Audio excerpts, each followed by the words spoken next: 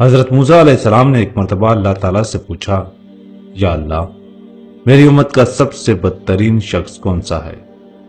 اللہ تعالیٰ نے فرمایا، کل صبح جو شخص تمہیں سب سے پہلے نظر آئے وہ آپ کی امت کا بدترین انسان ہے۔ حضرت موسیٰ علیہ السلام صبح جیسے ہی گھر سے باہر تشریف لائے، ایک شخص اپنے بیٹے کو کندھے پر بٹھائے ہوئے گزرا۔ حضرت موسیٰ علیہ السلام نے دل میں سوچا، اچھا تو یہ ہے میری امت کا سب سے برا انسان۔ پھر آپ اللہ تعالیٰ سے مخاطب ہوئے اور کہا، یا اللہ، میری امت کا سب سے اچھا انسان کون سا ہے؟ میں اسے دیکھنا چاہتا ہوں۔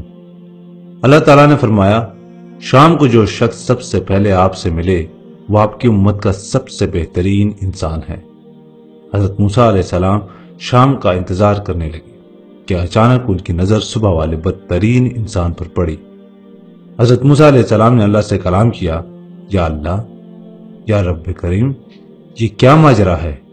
جو شخص بدترین تھا وہی سب سے بہترین کیسے ہو سکتا ہے؟ اللہ تعالیٰ نے فرمایا، صبح جب یہ شخص اپنے بیٹے کو کندھے پر بٹھائے جنگل کی طرف نکلا تو اس کے بیٹے نے اس سے پوچھا، ابا، کیا اس جنگل سے بڑی کوئی چیز ہے؟ اس نے کہا، ہاں بیٹا، یہ پہاڑ جنگل سے بھی بڑے ہیں۔ بیٹا بولا، ابا، ان پہاڑوں سے بھی بڑی کوئی شے ہے؟